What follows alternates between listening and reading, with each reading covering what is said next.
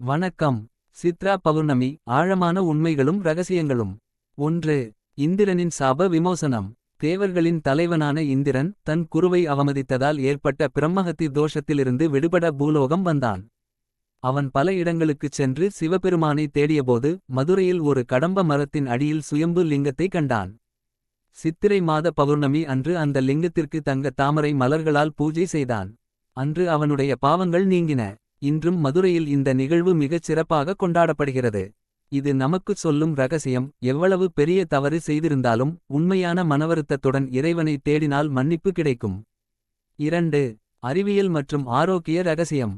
சித்திரை மாதம் கோடை காலத்தின் உச்சம். இந்த நேரத்தில் சந்திரன் பூமிக்கு மிக அருகில் முழு ஒளியுடன் இருக்கும். சித்ரா பவுர்ணமி நிலவின் ஒளிக்கு மருத்துவ குணங்கள் உண்டு என்று சித்தர்கள் கூறுகிறார்கள். இந்த நிலவொளி நம் உடலில் படும்போது பித்த பாதிப்புகள் குறைந்து இரத்தம் சுத்திகரிக்கப்படுகிறது. இதனால்தான் அன்றைய தினம் இரவு நிலவொளியில் அமர்ந்து நிலாச் சோறு சாப்பிடும் வழக்கம் உருவானது. 3. தானத்தின் முக்கியத்துவம்.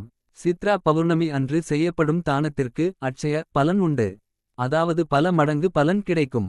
குறிப்பாக அன்றைய தினம் ஏழைகளுக்கு குடை, காலணி, விசிறி மற்றும் நீர்மோர் தானம் செய்வது வழக்கம். சித்திரகுப்தன் நமது கணக்கில் புண்ணியத்தை அதிகமாக எழுத வேண்டும் என்பதற்காகச் செய்யப்படும் ஒரு தர்மச் செயல் இது. 4. திருவண்ணாமலை கிரிவல ரகசியம். சித்ரா பவுர்ணமி அன்று திருவண்ணாமலையில் கிரிவலம் செல்வது ஏன் இவ்வளவு சிறப்பு? அன்று நிலவின் ஈர்ப்பு விசையினால் பூமியில் உள்ள மூலிகைகளின் மனம் காற்றில் அதிகமாக கலந்திருக்கும். நாம் மலையைச் சுற்றி வரும்போது அந்த மூலிகை காற்றைச் சுவாசிப்பதன் மூலம் உடலில் உள்ள நோய்கள் நீங்கி மன அமைதி கிடைக்கிறது.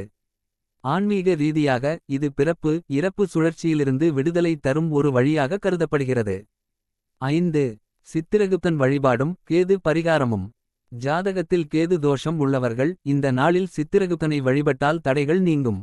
சித்திரகுப்தன் என்பவர் வெறும் கணக்காளர் மட்டுமல்ல, அவர் ஒருவரின் ஞானத்தையும் அறிவையும் தீர்மானிப்பவர்.